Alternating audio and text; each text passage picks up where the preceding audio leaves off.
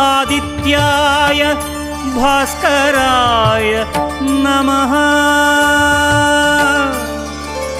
ॐ सूर्याय नमः आदित्याय नमः दिनकर कोटि प्रभाकर। ॐ सूर्याय नमः ॐ सूर्याय नमः आदित्याय नमः दिनकर कोटि प्रभाकर। ॐ सूर्याय नमः।